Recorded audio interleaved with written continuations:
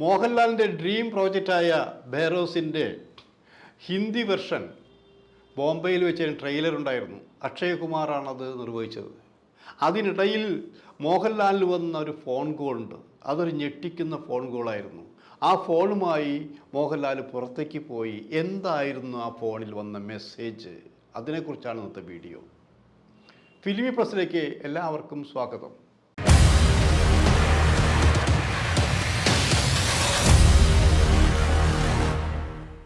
മോഹൻലാലിൻ്റെ ഡ്രീം പ്രോജക്റ്റാണ്. അതായത് നല്ല സിനിമ മാത്രമല്ല, താൻ ആദ്യമായിട്ട് സംവിധാനം ചെയ്യുന്ന സിനിമയാണ് ബെഹ്റോസ്.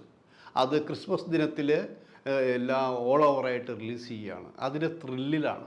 അത് ഒരു 3D കുട്ടികളുടെ സിനിമയാണെന്ന് പറയുമ്പോൾ തന്നെ അത് കാണാൻ വേണ്ടി ഇപ്പോഴേ തന്നെ ഏകദേശം ഹൗസ്ഫുള്ളായി കഴിഞ്ഞിരിക്കുന്നു. അത്രമാത്രം പ്രശസ്തി ആ പടത്തിന് കിട്ടിക്കഴിഞ്ഞിരിക്കുന്നു.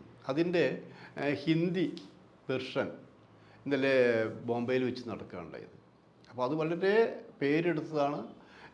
അക്ഷയ് കുമാറാണ് അതിൽ സംസാരിച്ചുകൊണ്ടിരിക്കുന്നു. മോഹൻലാൽ വാനോളം പുകഴ്ത്തിക്കൊണ്ടിരിക്കുന്നു.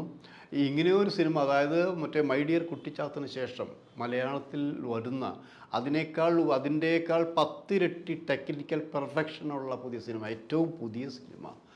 അങ്ങനെ പുകഴ്ത്തലുകൾക്കിടയിലാണ് മോഹൻലാൽ ഒരു ഫോൺ കോൾ വരുന്നത്. ഈ ഫോൺ കോൾ വന്നു സാധാരണ അപ്പോൾ ആൻ്റണി ഉണ്ടായിരുന്നു. ഈ ഫോൺ കോൾ വന്നപ്പോൾ ആൻ്റണിയോട് പറയും ഇപ്പോൾ വരാമെന്ന് പറഞ്ഞുകൊണ്ട് മോഹൻലാൽ പുറത്തേക്ക് പോവുകയാണത്. പുറത്തേക്ക് പോകുന്നു വെച്ചാൽ ആകെ ഡള്ളായിട്ടാണ് പോകുന്നത്. എന്തു ചെയ്യണം, എന്ത് തുടർന്ന് ആർക്കും അറിയില്ല. ആൻ്റണിയോട് പോലും ഒന്നും കാര്യവും പറഞ്ഞിട്ടില്ല. അങ്ങനെ പുറത്തേക്ക് പോയിന്ന്. പുറത്തേക്ക് അതിൻ്റെ ഒരു ദൃക്സാക്ഷി ഉണ്ടായിരുന്നു. ആ ദൃക്സാക്ഷിയുടെ വിവരണമാണ് നമ്മളിപ്പോൾ പുറത്തു വിടുന്നത്. അപ്പോൾ ഒരു ഫോൺ കോൾ വരുന്നത് തമിഴിലാണ് സംസാരിക്കുന്നത്. തമിഴ് വെച്ചാൽ സാധാരണ തമിഴല്ല, അത് കൊടും തമിഴ് എന്ന് പറഞ്ഞ പോലെ ആ കൊടും തമിഴിലാണ് സംസാരിക്കുന്നത്. അതിൻ്റെ മലയാള പരിഭാഷ ഇങ്ങനെയാണ് എനിക്ക് പറഞ്ഞ ആൾ പറയുന്നത്. മോഹൻലാൽ അല്ലേ, അതാണല്ലോ ഈ മോഹൻലാൽ ഇപ്പോൾ ബോംബെയിലാണ്. അതായത് താരാധിപതിയായി മാത്രമല്ല ഒരു ബെസ്റ്റ് ഡയറക്ടർ പൃഥ്വിരാജ് ആദ്യത്തെ സിനിമയിലൂടെ സംവിധായകൻ്റെ കിരീടമണിഞ്ഞതുപോലെ തൻ്റെ സ്വപ്ന സിനിമയായ ബെഹ്റോസിൽ അതിൻ്റെ നിർമ്മാണം മാത്രമല്ല ആ സംവിധാനത്തിൽ കൂടി ഇപ്പോൾ ഇങ്ങനെ വലിയ താരരാജാവായി അല്ലെങ്കിൽ സംവിധാന ആ കിരീടത്തിൽ നടന്നുകൊണ്ടിരിക്കുകയാണല്ലോ താങ്കൾ എന്നാണ് ചോദിച്ചുകൊണ്ടിരിക്കുന്നത്. അപ്പോൾ ആ ചോദ്യങ്ങൾ കേട്ടപ്പോൾ കുഴപ്പമില്ല, അങ്ങനെ താൻ താരരാജാവോ ഇല്ല, വലിയ സംവിധാനമോ അല്ല, തൻ്റെ ഒരു മോഹമായിരുന്നു ഒരു നല്ല സിനിമ സംവിധാനം ചെയ്യുക എന്നുള്ളത്. അത് ആ സിനിമയാകുമ്പോൾ അതിൻ്റെ കഥ എന്തായിരിക്കണം, തിരക്കെന്തായിരിക്കും, ആ സിനിമ ആർക്ക് വേണ്ടിയായിരിക്കണം എന്ന് ആലോചിച്ചു. അതുകൊണ്ട് തന്നെ ആലോചിച്ചപ്പോഴാണ് ഇവിടെ മൈ ഡിയർ കുട്ടിച്ചാത്തൻ, അത് കുട്ടികളുടെ ഒരു സിനിമയായിട്ടാണ് കണ്ടിരുന്നത്. ആ കുട്ടികളുടെ സിനിമ 3D സിനിമയായിരുന്നു. ആ സിനിമയിൽ കണ്ണട വിറ്റിട്ട് മാത്രം അതിൻ്റെ മുടക്ക് മുതൽ ലഭിച്ചു. ബാക്കിയൊക്കെ കോടാനുകോടികൾ ലാഭം കിട്ടി. അപ്പോൾ അങ്ങനെ അങ്ങനെ എടുക്കുമ്പോൾ കുട്ടികൾക്ക് ബേസ് ചെയ്തൊരു സിനിമയായിരിക്കും നല്ലത്. കുട്ടികളുടെ സിനിമയുടെ കഥ എടുക്കുമ്പോൾ അതൊരു ട്രാവലോഗ് സ്റ്റൈലിലോ അല്ലെങ്കിൽ ദിദികാക്കുന്ന ഭൂതം പോലെയോ അങ്ങനെയൊക്കെയുള്ളൊരു മിത്തോളജിയുള്ള സിനിമയായിരിക്കണം എന്നുള്ള സങ്കല്പം ഉണ്ടായിരുന്നു. അങ്ങനെ ഉരുത്തിരിഞ്ഞു വന്നതാണ് എൻ്റെ ബെഹ്റോസ് ഉള്ള സിനിമ. അത് എത്ര കണ്ട് വിജയിക്കുമെന്നുള്ളത് സിനിമ തിയേറ്ററിൽ കാണണം.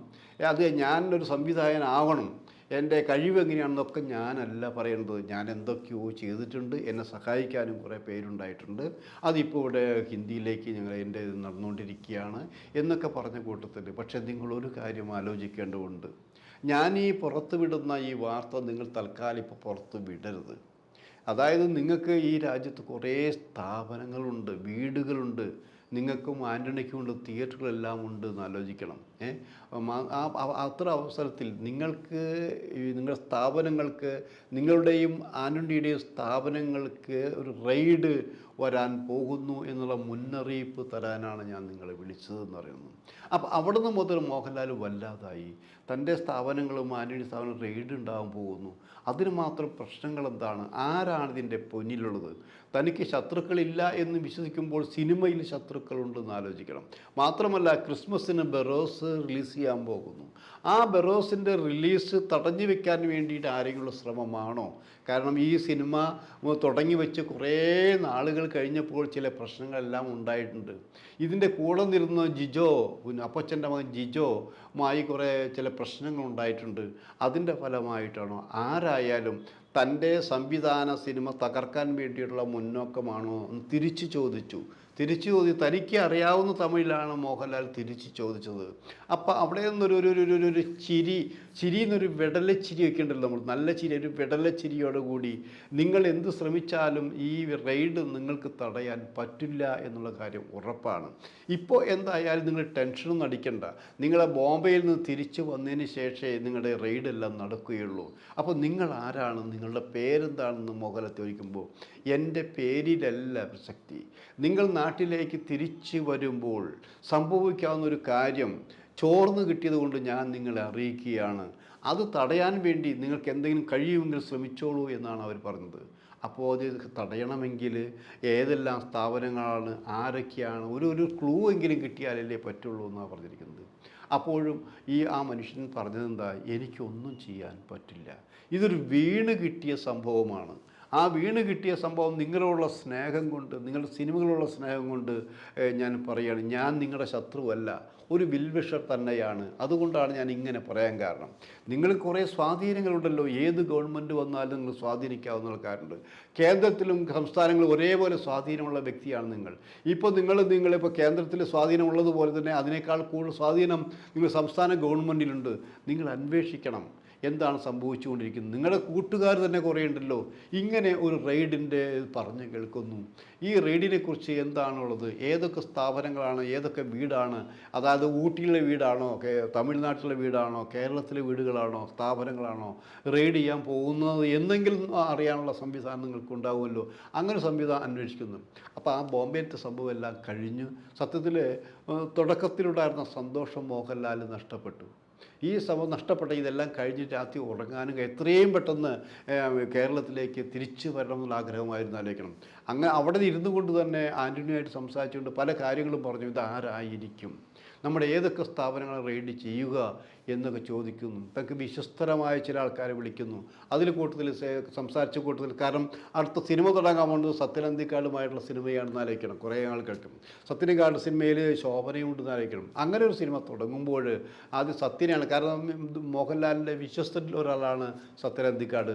സത്യനെ വിളിച്ചിങ്ങനെ, സത്യ ഇങ്ങനൊരു പ്രശ്നം ഉണ്ടായിട്ടുണ്ട്, ഇങ്ങനെ കോള് വന്നിട്ടുണ്ട്, ഞാനാകെ ഡെസ്പടിച്ചിരിക്കുകയാണ്, ഞാൻ എന്താണ് വേണ്ടത്, നിങ്ങൾക്കറിയാവോ ഇതെന്താണ് സംഭവിക്കാൻ പോകുന്നത്. അപ്പോൾ സത്യം പറഞ്ഞു, ഞാനൊന്നും ശ്രമിക്കട്ടെ, കാരണം എനിക്ക് വേറെ അധികം ഹോൾഡൊന്നുമില്ല, ഇങ്ങനെ കേട്ട സ്ഥിതിക്ക് ഞാനിതിൻ്റെ ചില കാര്യങ്ങൾ സംസാരിക്കാമെന്ന് പറയുന്നു. അങ്ങനെ സത്യന് വേറെ തനിക്ക് പരിചയമുള്ള ചില ആൾക്കാർ വിളിക്കുന്നുണ്ട്. വിളിച്ചപ്പോൾ അവരെന്ന് പറഞ്ഞ്, ഞങ്ങളൊന്നും ഈ റെയ്ഡിനെ കുറിച്ച് അറിഞ്ഞിട്ടില്ല, ഞങ്ങൾക്കറിയില്ല, ഒരു പക്ഷേ ഇത് റെയ്ഡ് വളരെ രഹസ്യമാക്കി വയ്ക്കും, ഈ റെയ്ഡിൻ്റെ രഹസ്യ ഭാഗം ചോർന്ന് പോയി കഴിഞ്ഞാൽ ഇത് നടക്കില്ല, അങ്ങനെയാണ് സംഭവിക്കാറ് പതിവ് എന്ന് ആലോചിക്കണം. അപ്പോൾ ഞാനൊന്ന് അന്വേഷിച്ചട്ടെ എന്ന് ചോദിച്ചപ്പോൾ വീണ്ടും വിളിക്കാമെന്ന് പറഞ്ഞ് ഒരു 5 മിനിറ്റ് കഴിഞ്ഞു സത്യൻ അന്തിക്കാട് തിരിച്ച് വിളിക്കുകയാണ്. തിരിച്ച് വിളിച്ചപ്പോൾ, ലാലേ ഞാനൊരു കാര്യം പറയാം, റെയ്ഡിൻ്റെ വാർത്തകളൊക്കെ ലാല് കേട്ടത് ശരി തന്നെയാണ്, ആൻ്റണിയുടെയും നിങ്ങളുടെയും സ്ഥാപനങ്ങളിൽ റെയ്ഡ് നടത്താൻ പോകുന്നു എന്നുള്ളത് വാർത്ത കേട്ട് ശരിയാണ്. പക്ഷേ നിങ്ങൾ ടെൻഷൻ അടിക്കണ്ട ഇപ്പോൾ, കാരണം നിങ്ങൾ പലപ്പോഴും എത്രയോ പ്രാവശ്യങ്ങൾ നിങ്ങളുടെ സഹപ്രവർത്തകരെ ശബ്ദം മാറ്റി വിളിച്ചുകൊണ്ട് അവരെയൊക്കെ പേടിപ്പിച്ചിട്ടില്ലേ, അതിൻ്റെ ഒരു തിരിച്ചടിയാണ് ഇപ്പോൾ തന്നിരിക്കുന്നതെന്നാണ് എനിക്ക് കിട്ടിയത്. അത് ശ്രീനിവാസനാണോ എന്ന് ചോദിച്ചാൽ ഞാൻ പറയില്ല. ശ്രീനിവാസൻ മാത്രമല്ല, ഇത് നിങ്ങൾക്കെതിരെ നിങ്ങളുടെ ഒരു നല്ലൊരു ഗൂഢാലോചന ഈ സമയത്ത് സന്തോഷം നിറഞ്ഞു നിൽക്കുന്ന അവസരത്തിൽ നിങ്ങൾക്ക് ടെൻഷൻ എടുക്കാൻ വേണ്ടി ഒരു ഗ്രൂപ്പിൽ ഇങ്ങനെ കളിച്ചിട്ട് ഈ കൊടും തമിഴ് പറയുന്നൊരു സുഹൃത്തിനെ കൊണ്ടാണ് സംസാരിച്ചിരിക്കുന്നത്. അതുകൊണ്ട് റെയ്ഡിൻ്റെ കാര്യം എന്നൊന്നും ചിന്തിക്കേണ്ട, അങ്ങനെ ചിന്ത ഉണ്ടായിട്ടില്ല, ഇതൊരു നിങ്ങളെ പറ്റിക്കാൻ വേണ്ടി ഒരു സംഭവം ഉണ്ടായിട്ട് എന്ന് പറഞ്ഞു കഴിഞ്ഞപ്പോൾ ലാല് നെഞ്ചത്ത് കൈവച്ച് ശ്വാസം അങ്ങനെ വിട്ടുകൊണ്ടിരിക്കുന്നു. അങ്ങനെയാണല്ലേ, എന്തായാലും ഞാൻ കൊടുത്ത പണിക്ക് എനിക്ക് ഇരട്ടി തിരിച്ചടിയാണല്ലോ കിട്ടിയത്. അപ്പോൾ സത്യൻ ഇത്രേ പറഞ്ഞു, അതുകൊണ്ട് നിങ്ങൾ ഈ ശബ്ദം മാറ്റി മിമിക്രി സ്റ്റൈലിൽ പലരെയും പറ്റിക്കാറുണ്ട്, എന്നെ തന്നെ എത്രയോ പറ്റിക്കാറുണ്ട് ഇല്ലേ, എൻ്റെ വീട്ടിൽ പോലും ക്രിമിനൽ കേസിനെ ഒളിപ്പിക്കാൻ ജയിലിൽ കൊണ്ടുവന്ന ആളല്ലേ നിങ്ങൾ, അപ്പോൾ നമ്മൾ കൊടുത്താൽ അത് കൊല്ലത്തും കിട്ടുമെന്നുള്ളൊരു ചൊല്ലുണ്ട്, അങ്ങനെ വിചാരിച്ചാൽ മതി എന്ന് സത്യം പറഞ്ഞപ്പോഴാണ് മോഹൻലാലിന് ആശ്വാസമായത്.